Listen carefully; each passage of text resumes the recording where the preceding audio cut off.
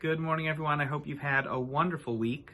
This Shabbos, we return to one of the most dramatic moments in the entire Chumash, a moment that we can study year after year and continue to gain tremendous insight from. Yaakov Avinu stands in his brother's clothing, holding food that his father had asked Esav to prepare. He walks into his father's tent, and at this moment in his life, Yitzchak Avinu has already lost his vision, and he asks, Mi ata b'ni, who's there? And Yaakov looks at his father and he says, Anochi Esav bechorecha, I am Esav, your firstborn. And Rashi really struggles to understand how Yaakov could say this. We believe Yaakov Avinu to be an ish emes, to be a man of truth, and there he is, staring directly at his father and lying, saying he's Esav when of course he's not. How could he do this?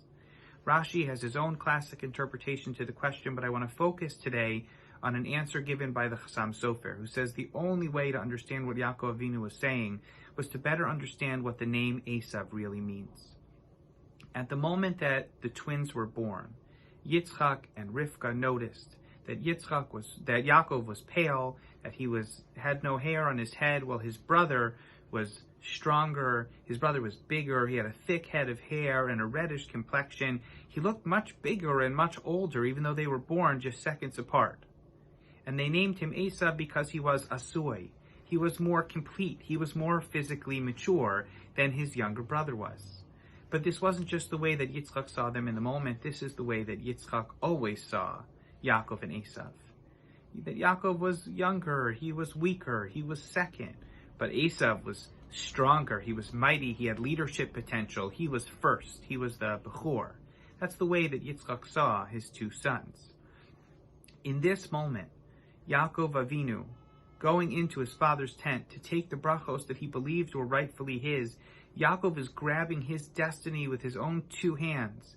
And what he's saying to his father is, don't judge me based on that moment. Look how far I've come since then. Look how much I've grown up. Anochi Esav bechorecha. I am asui. If you look at me now and how far I've come, you'll realize I should be the Bechor of the family. Yaakov isn't lying to his father and saying that he's someone that he isn't. Yaakov is showing his father that if you look closely, you'll see that I am Esav. I am big enough, strong enough, wise enough, and I'm the right person to lead this family and to lead us into the future. This is something we can all relate to. We have a reputation from our youth that we have to overcome and sometimes escape to convince the people around us that we're not the same that we used to be, that we've grown up, that we've matured, that we've changed, that we can be trusted, that we can lead. We shout like Yaakov Avinu did, Anochi Esav bechorecha. Look at how far I've come. There are two lessons from this story that I think we should process over this Shabbos. The first is we have to give others the chance to grow. Just like Yitzchak Avinu would come to accept the fact that Yaakov deserved these brachos because he saw the courage that Yaakov displayed in following his mother's instructions. We also have to see others and their ability to grow and to change. We have to recognize that the people around us are trying to do better. They're trying to mature. They're trying to lead, and we have to allow them to do so. But the second lesson is personal. We put ourselves into Yaakov Avinu's shoes in this Parsha, and we challenge ourselves to realize how much growth we have to do to become our best selves, and to realize that that potential is already deep within us. Every single one of us at one point in time has been told that we were second, that we weren't strong enough, big enough, or the right person to lead. And at some point we have to come back after working on ourselves and shout, Anochi Esav bechorecha. I'm big enough to do it.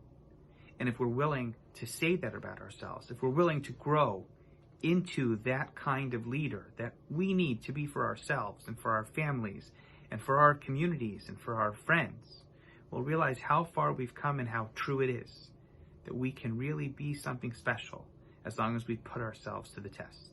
I want to wish everyone a wonderful Shabbos, and I hope we'll see you back at the RJC very soon.